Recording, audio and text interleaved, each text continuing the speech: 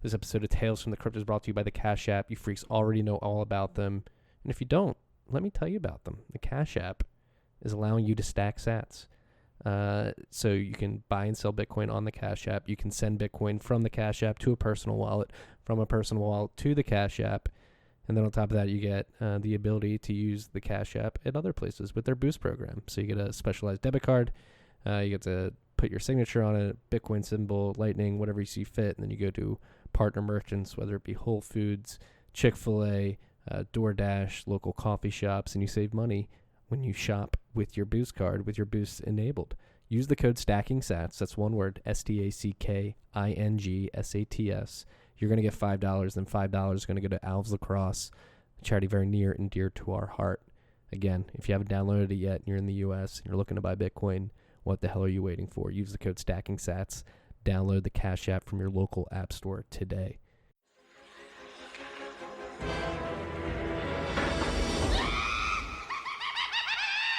Tales from the Crypt.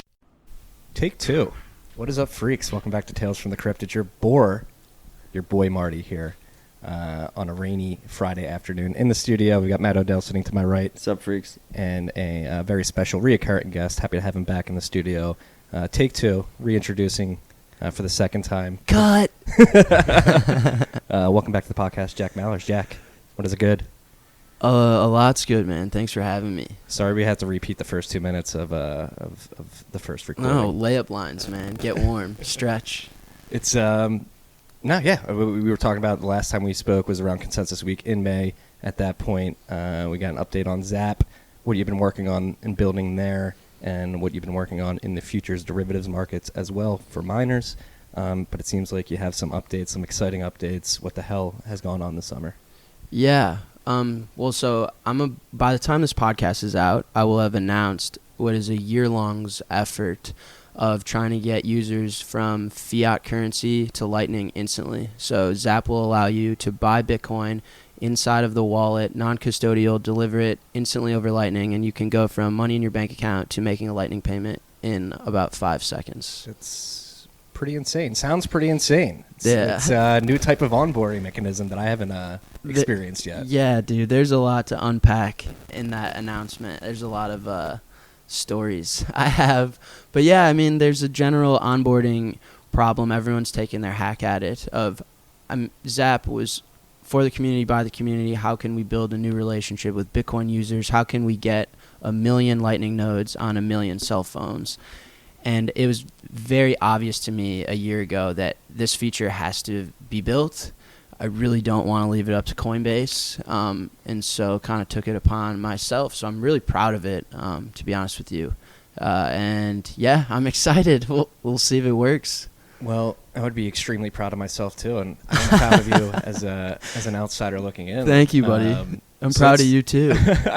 So let's talk about the mechanics of how this works and what you've been working on. You've been dealing with regulators, trying to explain the Lightning Network to them. What's that process been like? How will the mechanics of this on-ramp look once it's released? Yeah, so there's probably chapters of a book. The first chapter would be licensing, obviously. I'm selling Bitcoin, which requires, in the United States is the toughest, so that requires a licensing program. And that was easily the most interesting part, was first understanding what regulators know about Bitcoin. What do you guys know what Lightning is? Or do you know what a blockchain is? Right? Because I think the motivation for me was trying to really hack at the knees of what is the fraternities of the Bitcoin space. You've got BitPay, Coinbase. These are the guys, they're frat brothers that they set the dress code, they set the rules, they spike the drinks and have the girls passed out on the couch, right? And it's fucked up. And they're like, oh yeah, no, did we do that? I'm sorry. Fuck you. Fuck your sorry. Sorry, that's someone's daughter lying on the couch. That was someone's hard-earned savings that was sitting on a blockchain, and you tried to manipulate them into something that didn't work. Strong arm. You're a liar. Roger Ver's a fraud. So I wanted the good guys to have the licenses. Yeah, so what? Now I got regulatory approval, so let's play ball. Pawn to e4, man, your move. And so getting that was really tough. The first time I said, like, what is it going to take for me to pull this off? Someone was like, well, that's Coinbase's job. You know, you're going to have to talk to regulators and write a big check for that. I'm like, I don't give a shit. Who do I got to call? Who do I have to explain Lightning to? So, yeah, it took me about a year. What regulators in particular you've been working with? So the way it works, at least in the United States, is what's most important is state-by-state regulation. So FinCEN is the lowest hanging fruit. You're almost granted half of the country on application. It gets really complicated when you get the difference between a money transmitter and a money service business, and I've had to re-architect the infrastructure, the actual technology to pull this off an array of times just to kind of tiptoe myself around into being able to be an agent of another desk, to be a money service business, to be able to partner with others. So yeah, that whole process, and you gotta require the thumbs up from all 50 states type of deal. The way that we'll roll it out initially is I want the community to really be a part of this. I don't want it to be mine. That's the whole point of this project, is I want it to be ours. So you'll be able to private test it with me if you want, and work really closely with me. I don't want to unleash this beast and get 1 million users with nasty bugs or anything like that. And then we'll probably go state by state slowly, or half the country first. And yeah. Well, it's fucking beautiful to see how impassioned you are about this. I am. Thank you for man. putting the team on your back. You know what? Shoot or shoot. You know what I mean? Kick it to me. 3-ball in the corner. Bitcoin's appreciated since my family started buying it. Open source project turned out to be a popular one. Yeah, I'm taking my shot. Fuck it. So, how do you see this changing the on-ramp game, or the way people approach Bitcoin for the first time? So should we talk about like how it looks, like how the user looks? Yeah, that's what I was getting into. Yeah. Like, how is this going to change? The UX flow? Navigating, unpacking all of this is probably going to be a messy one. There's so much. So what do you want to do, UI or to your point, the intention here is that onboarding users onto Bitcoin, Lightning specific, but Bitcoin generally, is largely an unsolved problem. How do you tell someone, hey, buy some Bitcoin and we'll send money between each other, or you can blow through a paywall, a 1 penny paywall, or do something cool that you haven't experienced with the dollar? What does that user look like today? I don't know, go to Coinbase or Cash App and then send it to a Trezor, or read this article or something. It'd be really cool. Download this app. There's a node running on your phone. Enter your debit card. Swipe it for $10 and then blow through a paywall instantly. That'd be baller. And a lot of the Lightning onboardings today a lot of them are like growth hacks. And I don't think that any of them today can scale to millions of users. That's our goal.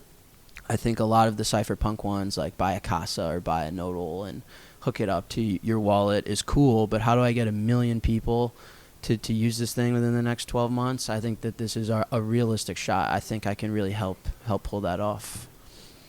And so this is one thing I'm always infinitely fascinated by, the approach to Bitcoin when one is onboarded via like, on-chain UTXOs versus Lightning. Like, do you think this type of onboarding will become more popular in the future? I do, man. I was on a Peter McCormick What Bitcoin Did podcast, and he was asking me a similar question of, does it really matter how beautiful Zap's color scheme is? Because if I have to spend time waiting for confirmations and paying fees to get myself on the network, then it's kind of a false start anyway. And it's always been intuitive to me that general mainstream users, if Bitcoin is used for retail payments or online commerce or something, they'll never experience the chain. They'll onboard themselves right onto Lightning and they'll spend and they'll just keep topping up. I think it'll be if Bitcoin becomes, it's still speculative. Is Lightning going to be valuable? I saw your little jab session with Ari Paul. Who knows, right? I don't know. But if it is, I don't think users will spend much time with UTXOs. Is buy Bitcoin, here's your Lightning channel, have fun. And when you run out, to come top it up type of thing. Is that okay? Is Bitcoin losing its principles?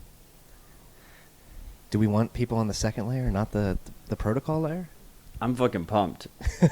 I'm just kind of speechless right now. So it's debit card to Lightning, 10 seconds. That's what you're saying. Less, yeah.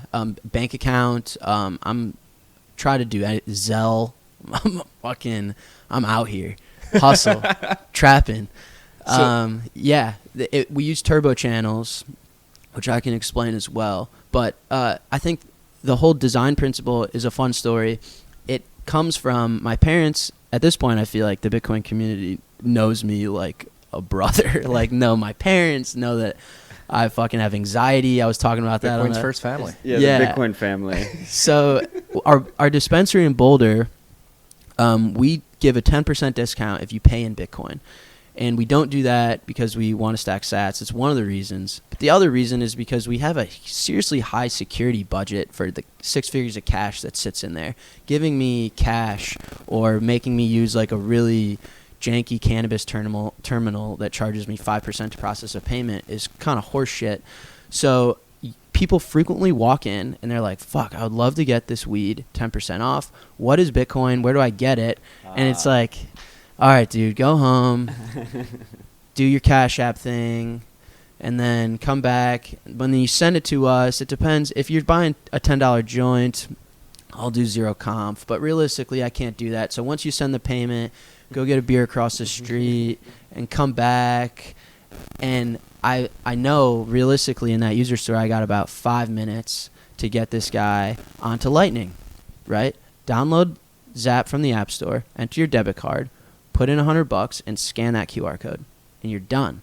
And it'll be a really mind-blowing experience. And then what can we do? Can publishers put up paywalls knowing that users can really onboard themselves frictionlessly? And can Call of Duty require me to scan a QR code to get a gold-tainted sniper rifle camo in the one that's coming out in October? I hope that it starts to foster an economy that's accessible.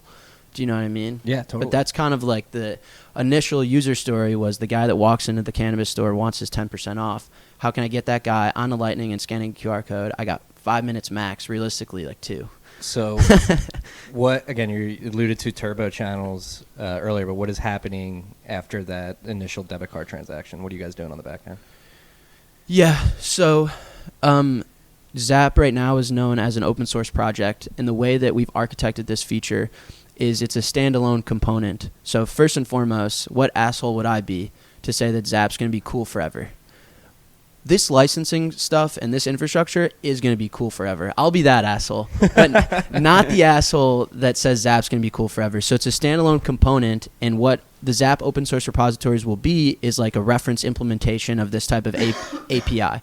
So I have a server. There's a whole lot of market infrastructure that goes into pulling this off. The Lightning part was the easiest part, but smart order routing, ensuring pricing, reducing slippage. Like, how do I sell Bitcoin and ensure that I'm not exposed to any market movements elsewhere? Scanning order books, that type of stuff. Like, we handle all of that. And then the user gets a turbo channel open to them in return. So if you buy $100, you get a $100 turbo channel. And then in the beginning, I'll just match whatever you buy on the receiving side that you can receive as well.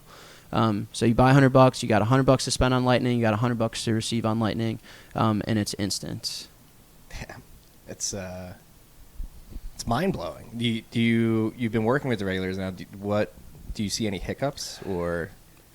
Maybe the biggest one. So I was telling Matt earlier, the regulators at this point aren't out to get us yet.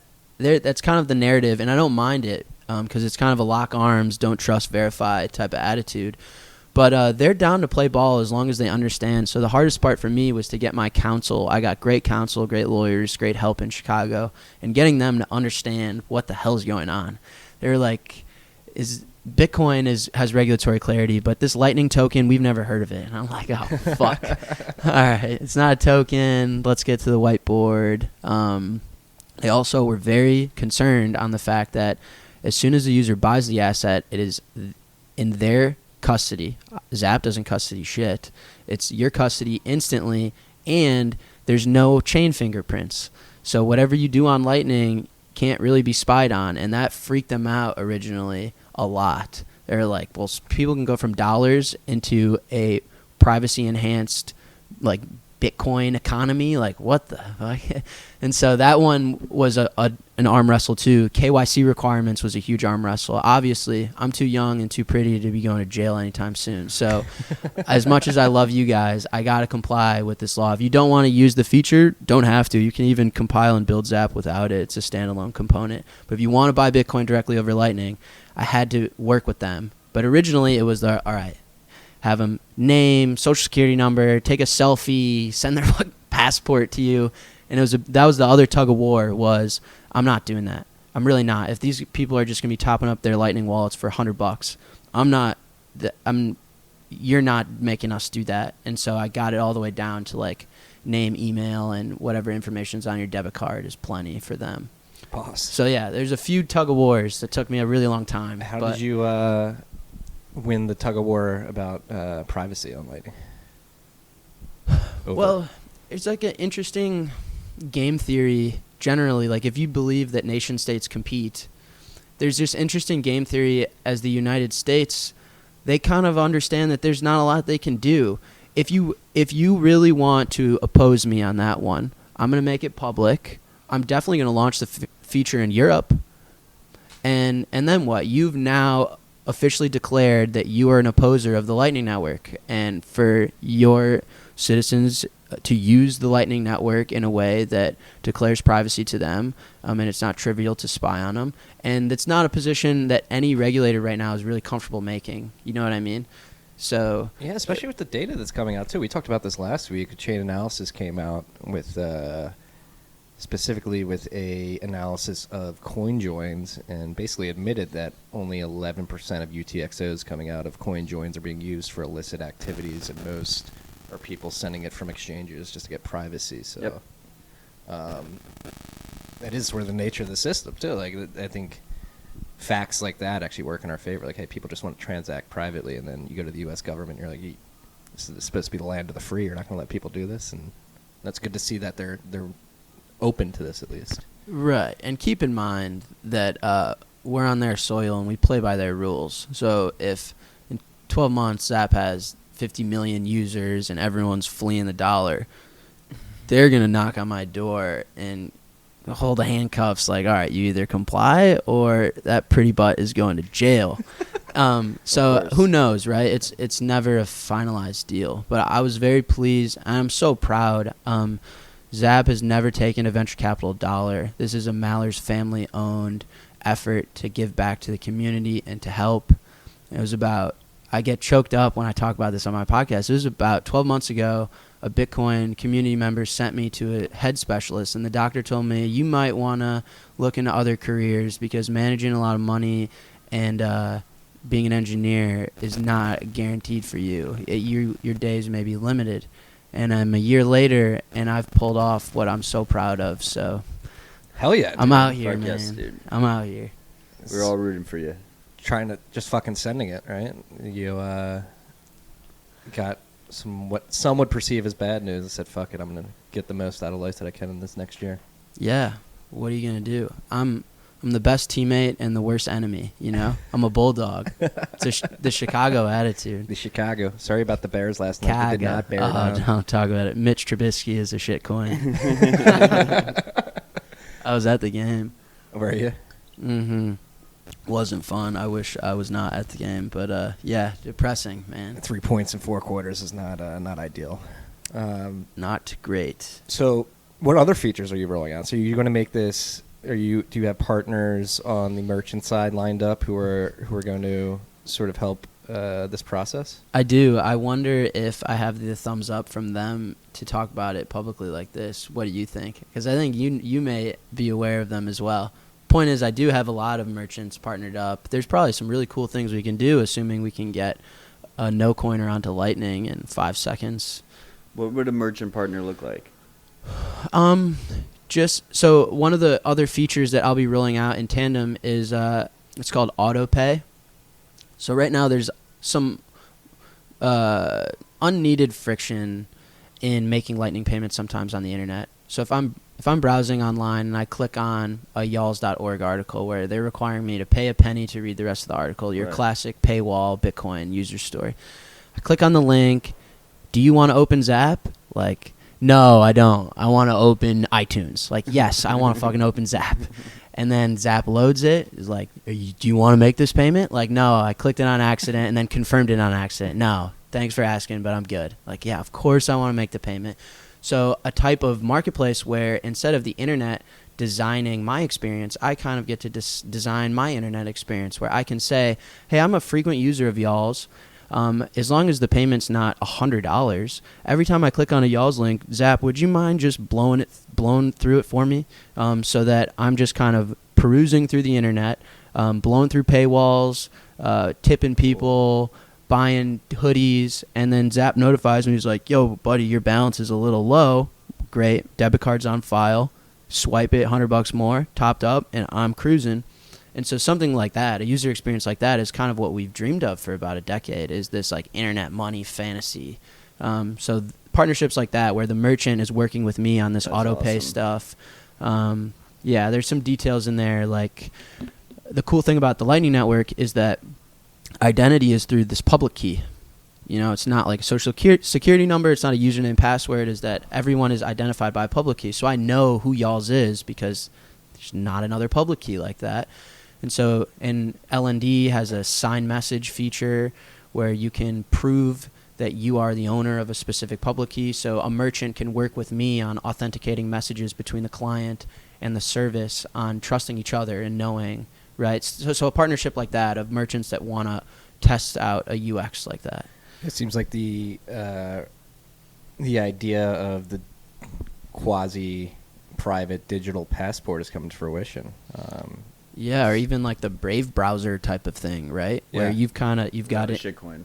Yeah, you've got embedded money in your internet experience, and you're just kind of doing your thing. Don't think twice about it. And funny thing is, when I explain this sometimes to like relatives at Thanksgiving or something, I don't even have to mention that it's Bitcoin. It's like you swipe your debit card and you get this really magical, shiny orange-looking token that just works on the internet, and it does all these cool things that the dollar doesn't. And they're like, "Wow, that's great." If I were to tell them Bitcoin, they would got upset, right? But you don't even have to bring up Bitcoin at this point. You're just onboarding yourself onto a really native internet digital currency that works in unique ways. Yeah, it just works, which is, and going back to what you alluded to earlier, which was the little tiff that Matt had with Ari Paul about like what will the future use cases of the Lightning Network be. And a lot of people, I mean, this is the big debate in Bitcoin world. One of the big debates is, will anybody ever use it as a medium of exchange as it's in this quote-unquote store value development phase? And yes, while I may not like want to spend Satoshis every day, mainly because it's hard. It's not as easy as it could be. This seems like it would make it a lot easier. But even with that being said, the experience sort of driving the usage makes a lot of sense to me. Like the experience of microtransactions, especially if you're making fraction of a penny transactions, like that's sort of small enough where it wouldn't be too much of a mental cost to know that you're spending Bitcoin. But the experience is that good that it's worth it. Yeah.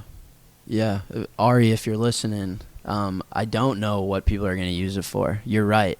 Fuck me for trying, buddy. That's on me. But yeah, no, I mean, there's a lot of speculation involved. If Bitcoin becomes the best money ever and everyone that buys it now affords their wildest dreams in 5 years, then why would you spend it? I don't know.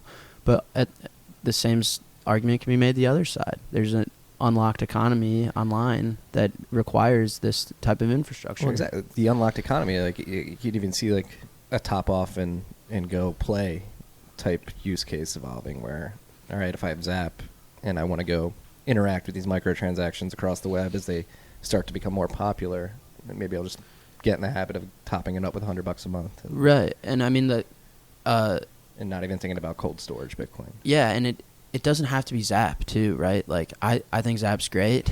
I use it every day, but maybe it's not great forever. But this infrastructure piece surely is really important to whoever does a kick-ass job.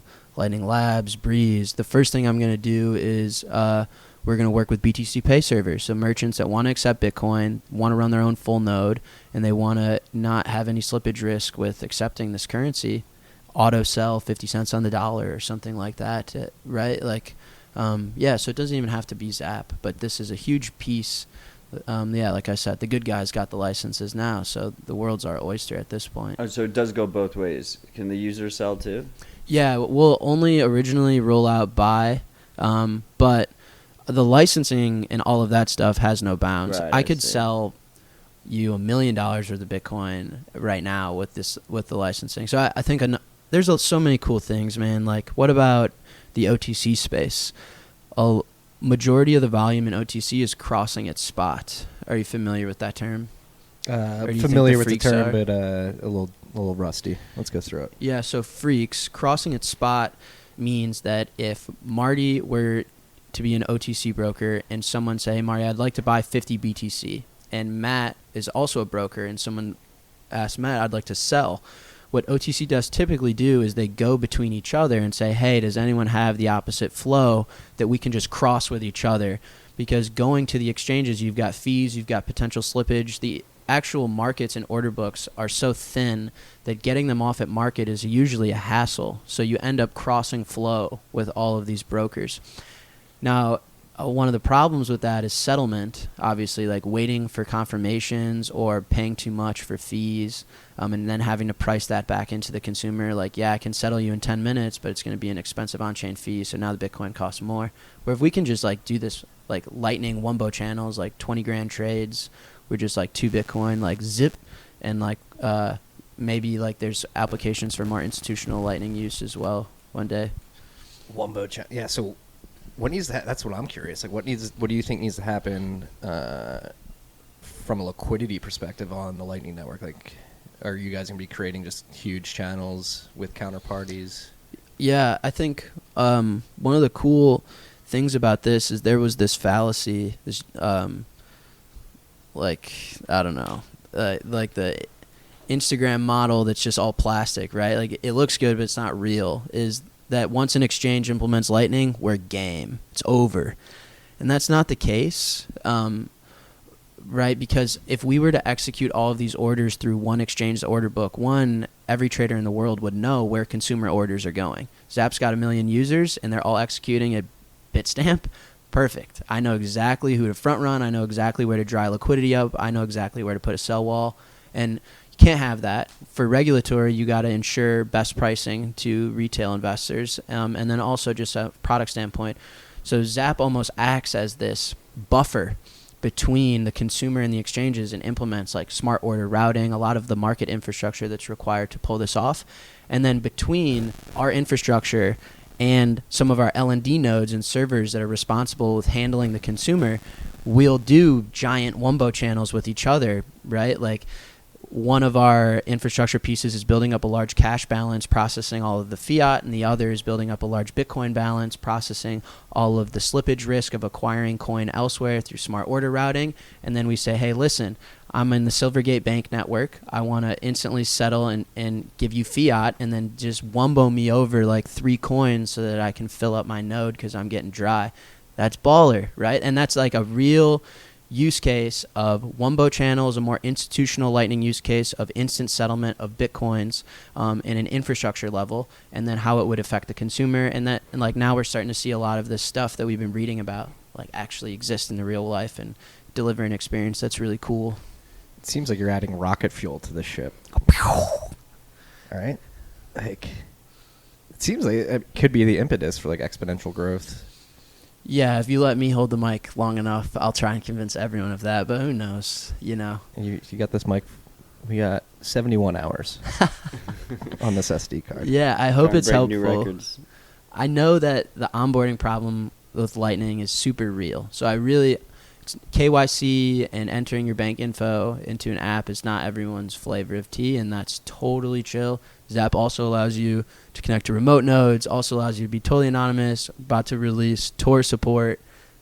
So like, What about that full node support you full node teased? too? Yeah, now at least everyone can now see like why I have been hesitant with like being on Twitter or releasing things is because I've been working on this. But yeah, it's all built. Just gotta tie the knot and So like the release user it. could literally install Zap.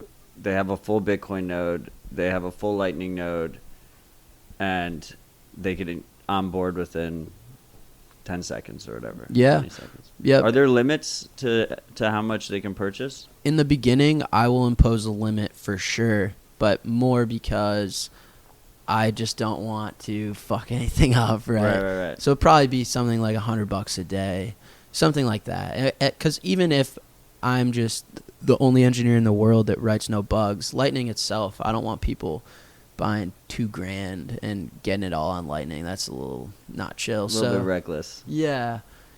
So there'll definitely be a limit. Are you worried at all about, like, did this recent vulnerability that's about to be announced, like in a couple weeks, like future vulnerabilities like that possibly impacting? I mean, you're gonna have a lot of capacity on the Lightning Network. Mm-hmm.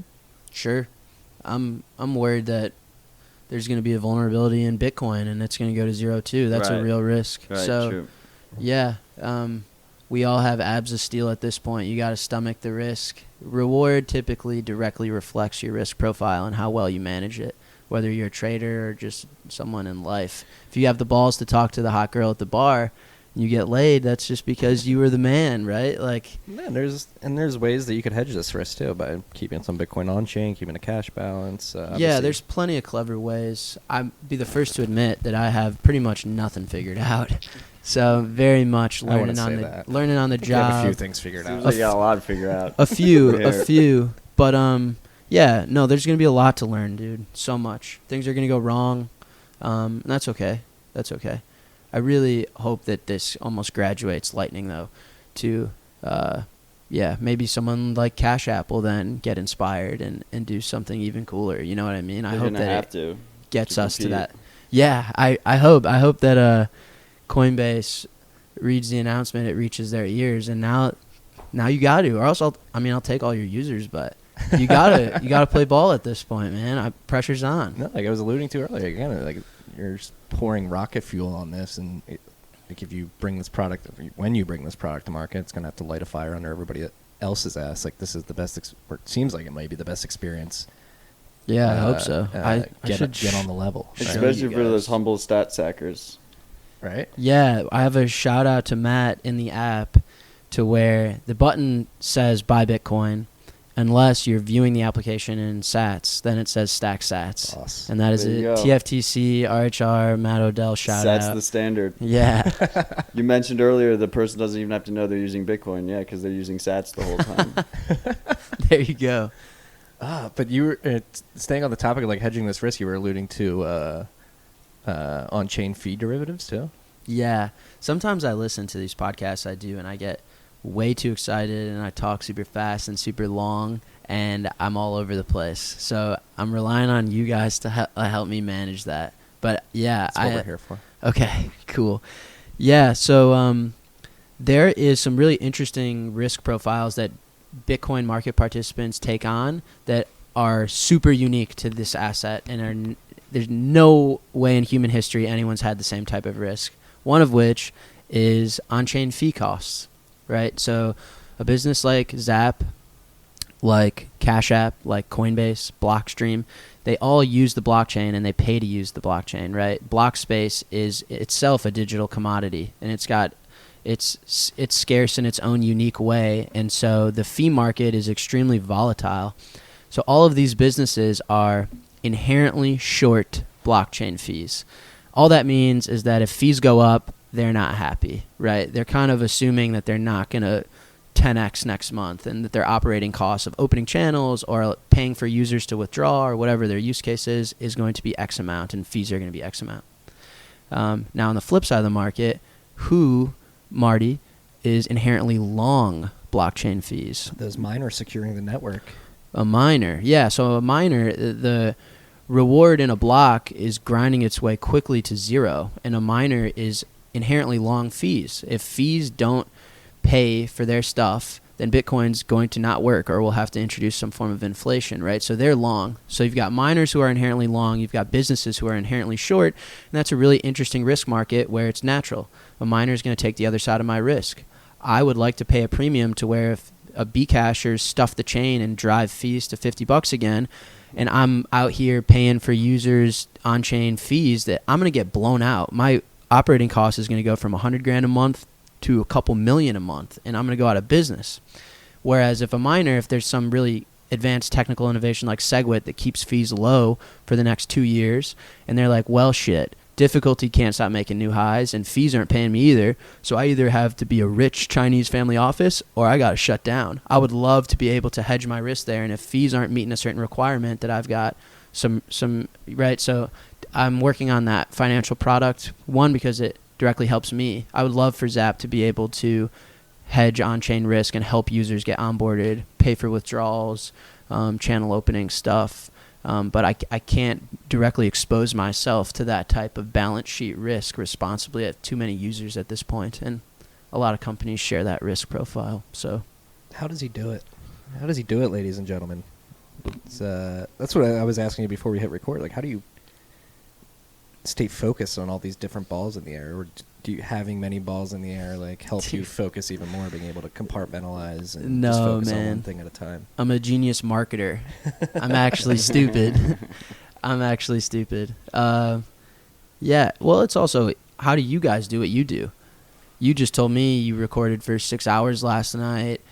Podcast through the Razoo, content everywhere. Now you've got a YouTube channel, but it's natural, right? It's fun, and so it's just my preferred lifestyle, I guess. You know what I mean? It's not a bad lifestyle.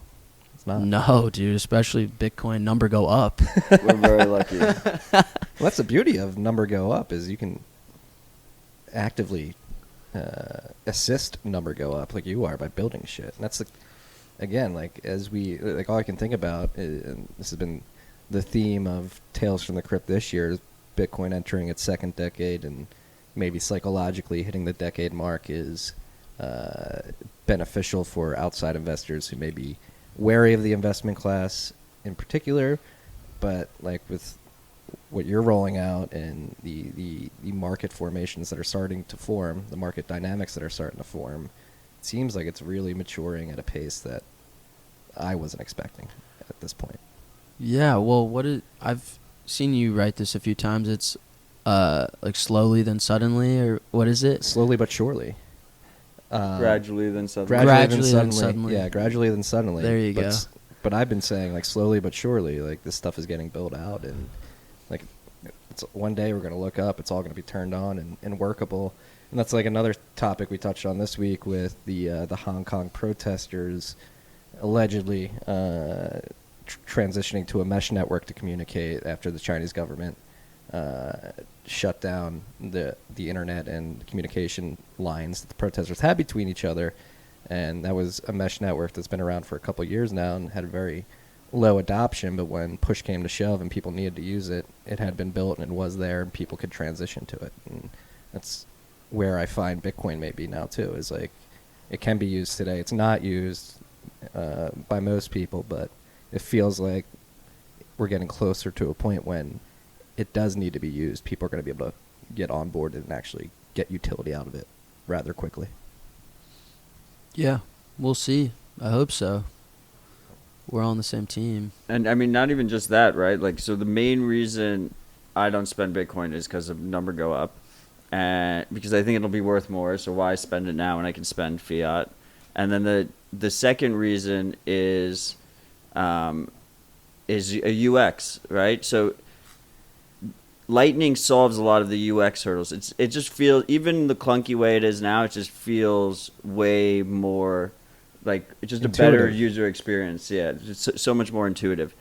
But the key here is it unlocks a lot of things that you can't pay fiat in to begin with, right? So the user isn't necessarily forced from, like a Hong Kong perspective, like out of like absolute like necessity for their way of lives, but they're forced kind of like softly because they want this feature that they can't get anywhere else unless they spend Yeah, exactly. Bitcoin. The experience driving the adoption. Yeah. And to be clear quickly, hopefully it's clear, but this is not a forced feature on anyone, by the way. Like, if this is not your flavor of tea and you don't want to enter your debit card, say no bueno. You can even have the app without any of this stuff included. Beautiful. Yeah. I think, though, everyone in Lightning knows, in my opinion, this is the only real shot we got at, I'm at the Bears tailgate yesterday. I'm like, yeah, I bought the hot dogs, but instead of Cash Apping me, you want to just send me a Lightning payment? This is the only way we can really get normie, no coiner, mainstream, millions of users, the whole like submarine swap onboardings or loops and stuff. I think they're fantastic. Zap will do them also. But this is our only real shot at non-custodial million Lightning users with a node on their phone. If not, Coinbase is just going to do it custodial in 5 years, you know? Yeah. It's so exciting. Feels like we're winning. Are we winning? Yeah, fuck yes, of course we will. Everything's bullish for Bitcoin. I don't see why. It just seems like it would, like, if you're already buying $50 worth of Bitcoin a day, like, that's the easiest, best process of doing it. Yeah.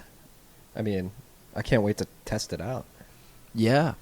So what I'll probably do, I bought a domain. So context for the freaks is that I haven't released it yet. I'm with Marty and Matt. We'll release this once you announce it. Okay, yeah. So I bought this URL, fiat2lightning.com.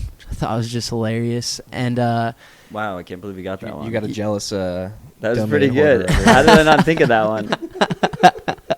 And I'll just let people enter an email or something if they want to help me roll this out and test it. So I'll probably do like a few thousand testers internally, and then so I'd love if you guys help me test it out. We would love to test it out. Yeah, and then over the next coming months, the plan is to get it fully through the United States, Western Europe, obviously, and there's no excuse that this shouldn't be a globally accessible feature. It's going to take a little bit of work, but so what, you know? What is the grandest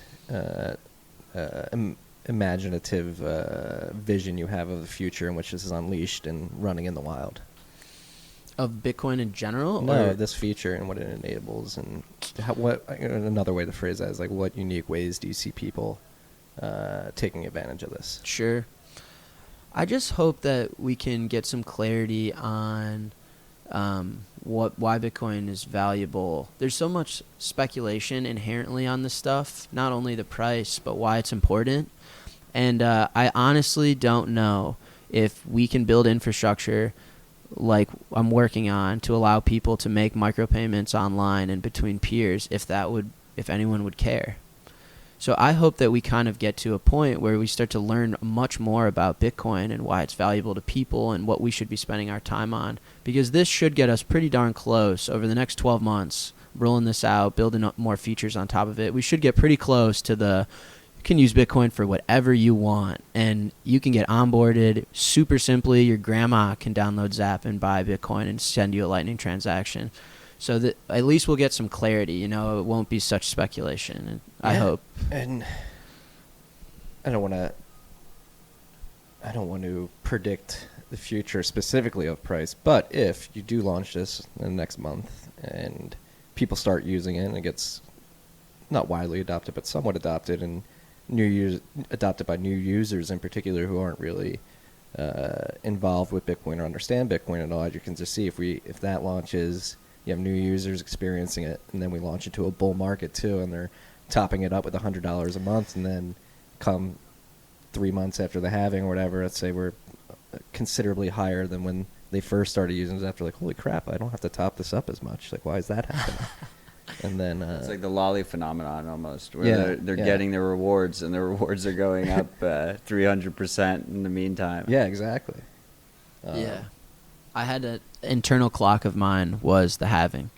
So I had to finish this project before the halving. Because if the market runs away from me and I'm trying to launch this in the midst of fucking chaos, like 50K, 60K. That's so true. It would have been tough. So, yeah, I agree with you, dude. You got to build it in the bear.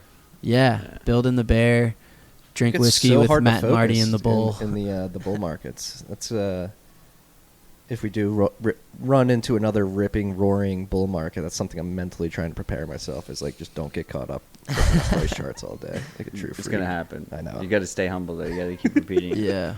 Which, so if I'm buying 50 a day through you, you're opening up a turbo channel for me for 50. Is that a new channel every time? How would you handle that? I don't know. So it's a good question. so initially a null state where a user's first downloading, they have no channel, so I have to do the turbo. Right. Then I'll match your 50 on the receiving side. So now you 50 receive, 50 send.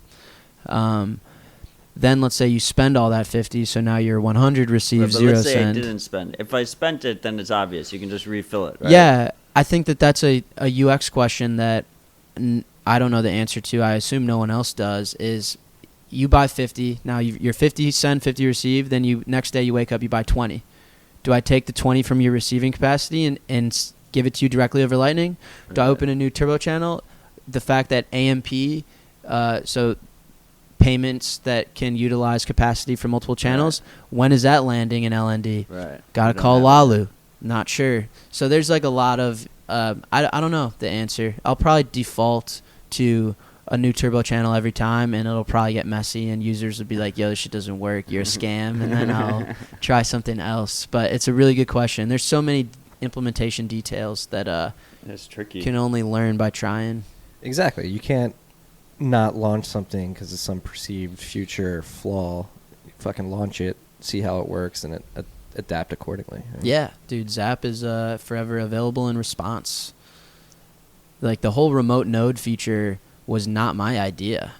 I was like just kind of waiting for Neutrino to be ready, and all the users, someone opened a pull request and did that, you know. So it's just My favorite constantly feature. react to. The remote node feature is I'm gonna clutch as check fuck. check our remote node. Yeah, right it's now. cool.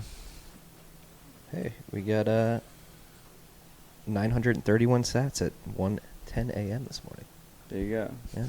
Are they all going to be private channels by default? Yeah, that's another good question. So we won't Matt's pump our just capacity all over numbers. it, man. No, and that's a good thing. Of course. So here's a few technical details that were fun to try and figure out. Is channels will be private, but also Lightning clients, consumer clients, so everyday users, quote unquote, they shouldn't be accepting inbound TCP connections. I shouldn't be able to make an outgoing connection to them.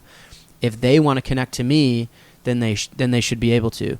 So then I have this really unique technical problem where a user wants to buy Bitcoin, which means they want me to open a channel to them with the Bitcoin that they just bought, but I can't open a channel to them because they're a consumer lockdown, private channels, no incoming connections. So then you have this like type of infrastructure handshake where the user makes a connect peer call, a TCP outbound to the server receives it. It's almost like a protocol within itself. Server receives it, understands, stashes the public key of the peer, and then understands how much Bitcoin it needs to deliver. Like things like that, which were like super fun to try and work out and build. So yeah, anyways, rant, but all the channels are private. But I think that's an important thing to mention here, right? Because people keep watching this capacity number go down, like the total known capacity on Lightning. But meanwhile, like all the attempts to increase onboarding are all defaulting to private channels, yours included. Yeah, so the Explorer stuff for Lightning is not only not helpful, but likely extremely misleading. And then if you do use it, it should only be used, like that's the amount of routing nodes on the network. Right. But consumer clients, unless someone who's developing one is irresponsible, should always be private. So yeah, one of the Zap desktop releases, we got a ton of downloads, and someone was like, "You're lying. Like 1ML doesn't say that." And I was like, "Oh shit, you caught me. Like I was a liar." Like, no, dude, of course not. You're not gonna be able to see the active user amount through a Lightning Explorer. That's ridiculous. That pisses a lot of people off. Sorry. I think a lot of people, Because people like to look at the capacity as like, fuck. yeah, it's falling. I think a lot of people understand that element of the nuance, but then choose to ignore it anyway because it's a nice little FUD line. Yeah, or just like the capacity going down thing. It probably has a lot to do with users are migrating to these consumer clients where channels are private. Also has to do with the fact that someone put $1 million in and then like took 250 grand out or whatever, and everyone's like, "Oh, Lightning's on the decline." I was like, "What?" If you hand me a $20 bill, just like, "Man, I really enjoyed the podcast," and you take it back, like, actually, just a $10 bill. Like, oh fuck, I just lost $10. Like, no, I didn't. That's so. Twitter's so funny, man. Well, that's actually something we were talking about last night with Arbed Out. Is that some people just only want to see FUD and only want to FUD it and do not want to take any of the nuance into consideration. When the Ethereum crew like really loves locking up Ethereum publicly, you know, that's always the stats they always pull from. So it kind of makes sense that they would gravitate to this, you know, publicly known locked up number. It goes with their ethos. Yeah. Yeah, but that's another thing. Like, what does this future financial system look like where you don't even know how much economic activity is happening on this Lightning layer, Yeah, or like Liquid is super cool. right? Confidential transactions, yeah. Have you tried it yet? Fuck, no. Neither have I. So I'll go down in the ship with you. We're in good camp. But no. I want to. It does seem interesting. It seems, Yeah. well, and also if we're going to combat like ETH FUD, one of their big FUD lines most recently is the fact that Tether has become popular on Ethereum and not Bitcoin. And regardless of whether or not it's a good app on Bitcoin in the first place, which it probably isn't, just waste space, this might be a temporary victory for Ethereum, especially if Tether, Liquid Tether with confidential transactions takes over, because that's a big thing. Like, that people are assuming that dark pools are going to start on Liquid Tether because traders don't want whale reports showing that they're moving X amount of Bitcoin from one exchange to the other. Yeah, I would assume. And anyone that... We just saw it this morning. That dude who sent $1 billion to Huobi. Or was Huobi moving it, right? It's something like that. Yeah. But it was $1 billion transaction. Yeah, $700 fee. And everyone on Twitter not only saw it, but was able to like comment on it and make. Yeah. Yeah. No, I think Liquid's going to be cool. And anyone that keeps frequent with the Sea Lightning repository, it's very clear their plans to patch those together so that you could do any type of asset swapping or Lightning integrated to side chains. I think I really enjoy Blockstream's work. Big fan. Big fan as well. It's crazy the different areas that they work in. Like the green wallet, just do a multi-sig security wallet, custody. They have the satellite allowing people to send messages. Mining. The Block Explorer is my favorite Block Explorer right now. And yeah, this Liquid, Liquid's interesting because it's been almost like the ugly stepdaughter of Blockstream's product suite. But I think that's just a product of people not utilizing it correctly up to this point. I think Tether might be the first Liquid killer use case. Yeah, we'll see. I have a few really close friends that are associated with Blockstream. One's like on the board, or maybe that's not true. Some like really like flashy title, and I keep getting upset with their like, yo, you gotta get someone over there who's been a trader and been in markets before, because the fact that all these traders aren't using your product already is criminal. Right. Like, yeah, I agree with you, man. I really think once the Cumberlands of the world, DRWs, Kuna, CMTs understand the value of Liquid and Sea Lightning and having exchanges and desks support it, like, everyone should sign up immediately. Why would you not? Yeah, it's going to be funny looking back in 10, 20 years and see how our future selves and future onlookers think about how we utilize Bitcoin in its first decade, first 11 years. And be like, what the fuck were you guys thinking doing all this? You were showing that you were moving coins from one exchange to another and everybody could see it. It's going to be interesting to see how people's interactions with Bitcoin evolve, especially once you launch something like this. Yeah, we'll see. Hopefully they're positive. I bet they will be. What else do we got? You have anything else you want to touch on? Yeah, maybe. I don't know. How are you guys doing? Does anyone ever interview you back? Sometimes. Sometimes. I'm doing good. When we have unruly guests. Yeah. No, I'm happy that the summer's over. A lot less travel. Well, that's fall, weird. Thank God. I mean, I'm not happy that the summer's over. I'm happy that I don't have to travel as much. Okay. I'm ready to buckle down this fall. And yeah, we're trying to blow up TFTC here. More content. Doing a good job content. so far, man. I mean, I told you this. I've been a fan since summer 2017 because you wrote about me or something. The bent, right? Yeah. Yeah, we wouldn't exist if you didn't build things that I could write about, we could talk about. It's a mutually beneficial relationship. Yeah, a but symbiotic relationship. as of recent, I mean, my fandom has just skyrocketed. The amount of yes. times you guys are in my ear is, I mean, like, borderline embarrassing, but I love it. Feeling is mutual, man. Feeling is mutual. It is, it really is. No, and I love that you've put your head down this last year and are actually getting shit done. It's something that can't be said for a lot of people that are more vocal in this space. I do miss shit posting. I know you remember. I was a grade A shit poster. Yeah, I got some dog in me that likes to come out every now and then. But I have been a little tamed. I'm proud. Other thing the Bitcoin community knows is I'm 25, so like I'm kind of aging with you guys. I feel a little more mature nowadays. Back in the day, I was just like calling Vinny Lingham like a fucking loser and shit. Yeah.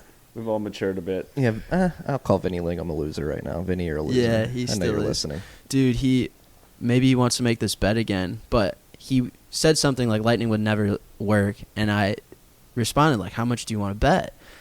And he started avoiding it, and then he said, I'll give you 1 BTC if Zap gets 10 million users.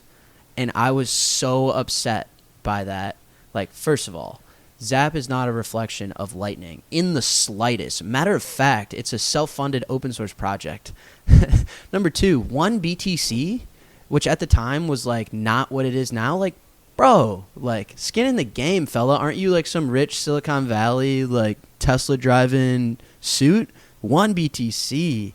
So Vinny, if you're listening, man, I'm right here. I'll drop the pin. I'm not going anywhere. I'll take a real bet. Give me a real quantifiable metric that encapsulates Lightning and not my open source project, and some real skin in the game, and let's make a bet. What would that metric be if you had your choice? I don't know. So the context was he didn't think Lightning was going to work, quote unquote. It's already working, though. So it's working. What does so he know about this stuff working, though? Like, Yeah. who is he to? Dude, I think that Zap probably has more active users than Civic right now. There's no doubt about What is that in my Civic? I mind. don't even Does know. Civic even exists? I thought they disbanded it. Is it No, still it around? still exists. It's Didn't they get rid of the worthless. token or something like that? I think they tried to tokenomics it a little bit more or something. They added like a staking element. Hey, you need to be able to check ideas at beer vending machines. Yeah, that and was you need the- a token to do it. You know. That was the last update I got, is that it was making sure you were 21 or something like that. It still pops up on Twitter every once in a while, like in my mentions. Someone mentions it. Like Facebook just had the leak, the phone number leak, like 419 million records, and someone like unironically in my comments was like, "This is exactly why we need things like Civic." It's like, I can't believe that's still happening. Like 2 days ago. Yeah, I haven't heard much about it recently. Who knows what's going on there? Vinny's been very quiet about it. Do you think he's even like intentionally. focused on it at all? He sold he like proudly sold a bunch of his, Civic? like a bunch of the ICO returns. Yeah. A Charlie Lee He said it's move? the only responsible thing to do as Yeah. the manager of a project. Yeah, the Charlie Lee move, the Charlie Lee sell the top move. I don't know if Vinny sold the top, but I love his business partner. I only recognize him by his greasy Twitter profile picture, but I don't know his name. But he's always tweeting like, "Takes so hot that if you touch him, With you're Kyle? gonna burn your finger." Yeah, the hottest takes in the world. Like 30% of Bitcoin's market cap is because Ethereum like introduced the ICOs. Yeah, that's Kyle. That's Kyle Samani. Yeah, dude, I start sweating when I stand too close to his takes. I'm They're blocked. just fumingly hot. I started stamping his B&B takes, and I like got to like the 4th one, and I just got blocked. I was just going through the search and just stamping them. well, it is. I mean, that's who we're up against. I'm comfortable saying charlatans, like up against charlatans like that who have been wrong consistently for at least 2 years now, at least in my observation. Yet they're still around. He was Forbes 30 under 30. Yeah, Who was? Kyle Samani. Wow. that's Forbes 30 on under 30 is a heuristic. Anybody on that list is a loser. It's a top indicator. Yeah, I mean it's that. I think Lalu was on it. Was he? Yeah, we like Lalu. We like Forbes 30 under 30. Yeah, 30 yo, if you're on that, you're They just make a mistakes stud. sometimes, you know. From what I understand, it's a pretty gameable list. You can I don't know. use PR firms to get on it if you so. I don't know. If Jack got on 30 under 30, I would shill the shit out of it. That's true. Yeah. All right, let's not use that heuristic anymore. I'm sorry. But it is ridiculous that he was chosen for it. You know what's crazy is when you guys do a pod and you're like, the first few hours like we weren't recording. Actually doing one and understanding that has happened, like how? Like I don't know if I would have the energy right now if you were like, yeah, dude, the shit hasn't been on. You're gonna have to re-explain like why you hate Coinbase so much. Worst thing ever, and it never comes out It's right only happened afterwards. twice. It's only happened with Bitcoin Sign Guy, and then last week when we were recording remotely. No, and then you had the time where you were on the wire, and the whole thing afterwards was. Yeah, that was another. Yeah, sorry, I wasn't meaning to criticize you, buddy. No. I just can't Shit imagine. happens. This shit does happen, but that's last week. I thought Matt was recording locally, and we were recording. And I thought he was recording remotely. Yeah. And we literally finished the whole episode. We were like, that was great. You know, we were doing our wrap up, and then Marty was like, "You're recording locally, right?" And fuck. I was like, okay, well, we'll regroup in a half hour, and we'll bang this thing out. We got some topics added to the list in the second take. Yeah, that was good at least. Yeah. But it's really painful doing because you miss it. You always, it's never the same as the first time, I think. No. Yeah, and then you find yourself just repeating yourself, and it feels more scripted that way. And that's why he's wearing the headphones now too, because he hears it live coming through your two mics. Baller. So he knows if it's, if it's sounding weird. And it has been sounding a little. Sorry, freaks. We're getting new mic lines this weekend. I'm going to Best Buy tomorrow. Yeah, it's weird, the content game. It's crazy how we just sit here in this living room and just blast this out to the masses and people listen to it. Thank you for listening, freaks. I love freaks, man. I am a freak. I love freaks. We're all freaks. That's the whole nature of freaks. Freaks Nation is that we're all a little weird. I have my Sup Freaks hat. Turn my brain on one time. I can't believe I didn't wear it. What was I thinking? Matt already gave his away. I gave mine to Francis in a fit of love. That is not a bad giveaway. Yeah, Francis is the man. Shout out old Bitcoin and Francis. But by the time this pod comes out, we should have new hats out. Different style. We'll have new hats out on Monday. What about a Stay Humble Stack Sats tee? Yeah, we have something in store. Well, I guess it'll be known at this point. We could tell Jack. Yeah, we have a stacking. We can show him. Yeah, by the time this episode episode launches, there'll finally be Stacking Sats merch. I can buy Bitcoin over Lightning and scan a QR code and buy one. We have a janky DJ Seeds in this bitch. We have DJ Seed. Shout out DJ, he's a fucking legend. We have a janky Shopify Bitcoin integration. You can pay through Lightning, yes, but it is a bit of a journey on checkout. You have to click, pick a different payment method, then click Bitcoin, then a PTC Pay server invoice pops up for you. Yeah, the hard part is like the shipping addresses and everything. Yeah, that's the one. That's the one thing BTC Pay hasn't solved yet. That we would be full Bitcoin store if we could figure out the shipping on the back end. But Shopify helps us with that. Such a dope way to stack Sats. It's great. It's a great feeling stacking Sats for work. Right? Sats. Working for Sats is. Yeah, we hold most of the revenue we bring in. We just hold it in Bitcoin. Yeah, like why straight not? up. Yeah. Number go up. Go up. No, that's it. Again, it's any of you freaks listening out there. It's why you keep your day job so you don't have to. It's so clutch. It having really a is. fiat job. Day jobs are clutch. They are when you're trying to stack Sats. Bottom of the ninth, 2 outs. Cop a day job. Sports Center top 10. It just seems too simple to people, I had someone, I had a doctor reach out to me in my DMs. He was like, I'm a doctor. I really love Bitcoin. I've been down this rabbit hole for a year now. What can I do to combine the two? And I was like, well, you could be a doctor and stack Sats. And I just felt like an asshole responding that. That's what Vake does. Vake's a doctor. Yeah, and I was stacks just Sats. just be Is a he doctor really? and stack Sats. Yeah. Vake's awesome. Vake, if you're listening, I'm sorry I missed you the other weekend when you were in New York City. I was away. Me too. What's the American Hodl? That's his name? Yeah. That guy is awesome. Cracks me up. He's gonna come on. He'll be Yeah? here. He's Yeah. coming in 2 weeks. Oh, that's we'll be great. recording with him. 2 weeks from next Wednesday. The DCA king, man. Or is it a week from next Wednesday? Yeah, big titty bitches. Sure, we'll be talking about that. I have a bittersweet relationship with him because I'm like telling people to stay humble, and he's just dropping dough on Twitter. Yeah, dropping fat stacks on Twitter. He's hilarious though. He's gone through 15 Twitter handles now. Yeah, what's up with that? Someone stole. He was going American Hodl 1, American Hodl 2, and then someone stole 4. And he had to skip. Shout out to American Hodl if you're listening. It's because he doesn't verify his phone number, so there's only so many tweets where you can tweet out everlasting riches and big titty bitches and not get forced into phone number KYC. Fair enough. Buy burner. I told him he's hopefully by the time this pod releases, he will have verified his account through Keybase so that in the future he can just do the Keybase thing. That's a good idea. That's allowed? Well, no, because on Keybase, you link it with your PGP key.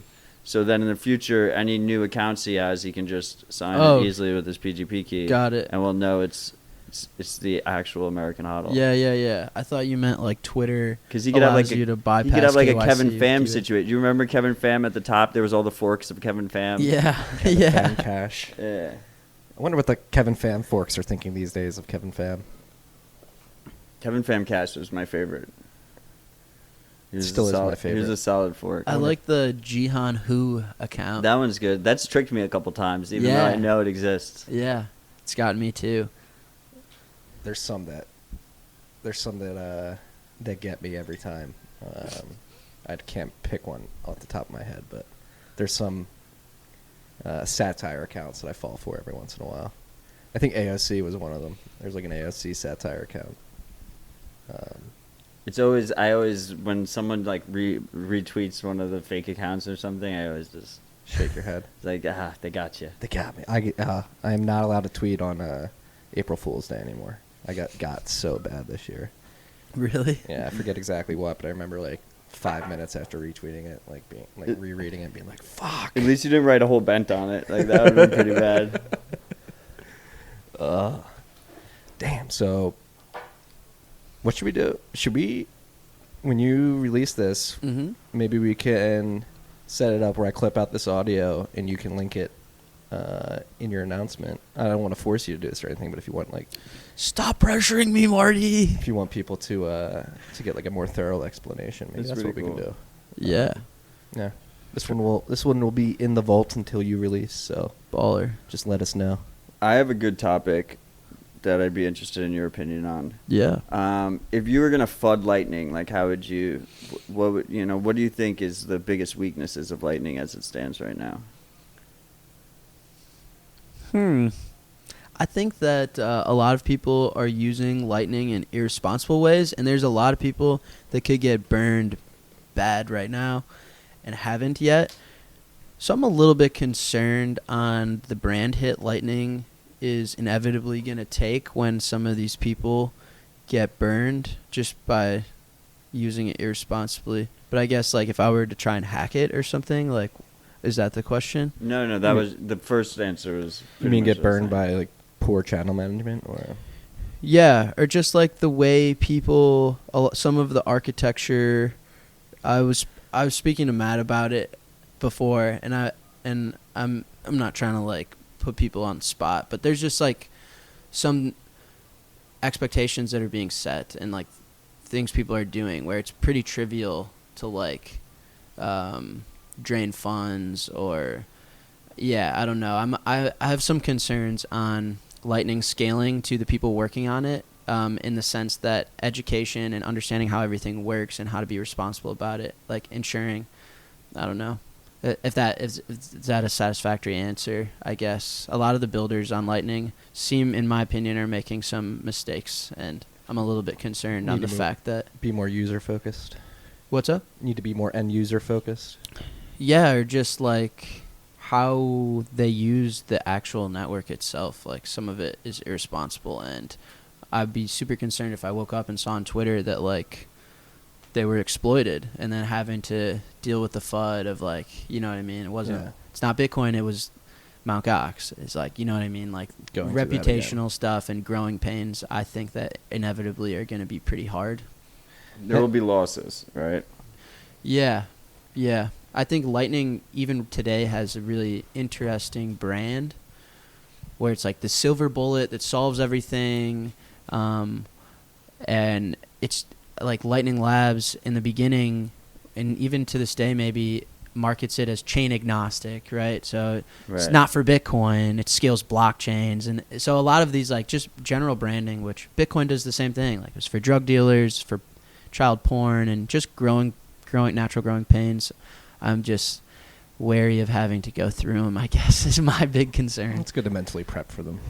Expect them. What about so we had a conversation with Eric Voskuil that'll drop probably sometime before this Next week. podcast. Yeah.